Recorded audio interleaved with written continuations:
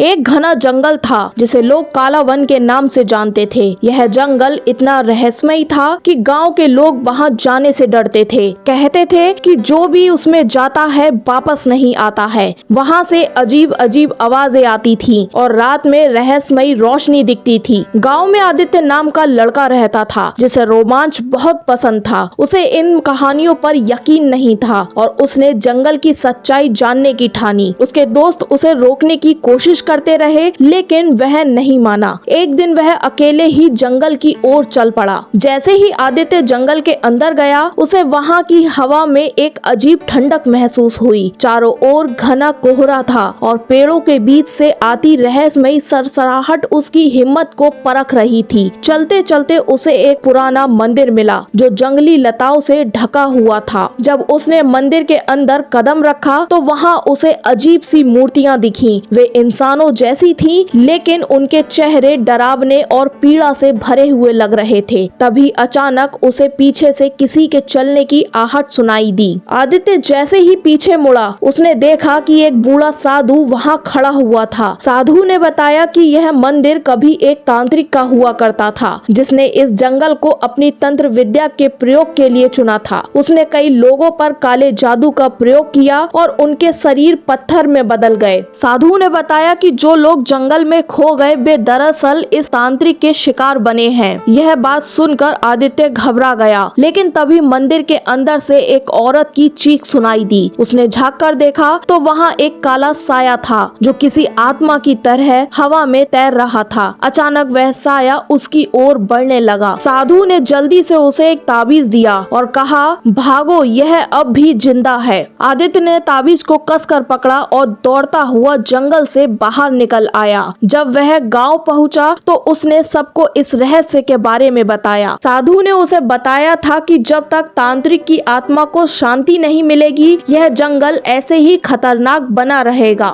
इसके बाद गांव के कुछ संतों ने मिलकर वहां एक यज्ञ किया जिससे तांत्रिक की आत्मा को मुक्ति मिल गई। कुछ ही दिनों में जंगल की डरावनी घटनाएं भी बंद हो गईं और लोग वहां जाने लगे। अब काला वन फिर से हरा भरा और सुरक्षित हो गया था। लेकिन आदित्य की बहादुरी की कहानियां आज भी गांव में सुनाई जाती हैं। हर रहस्य का कोई न कोई हल होता है, बस उसे खोजने का हौसला होना चाहिए। ऐसी ही कहानी सुनने के लिए हमारे चैनल को लाइक करें, सब्सक्राइब करें, कमेंट करें और शेयर करना ना भूलें।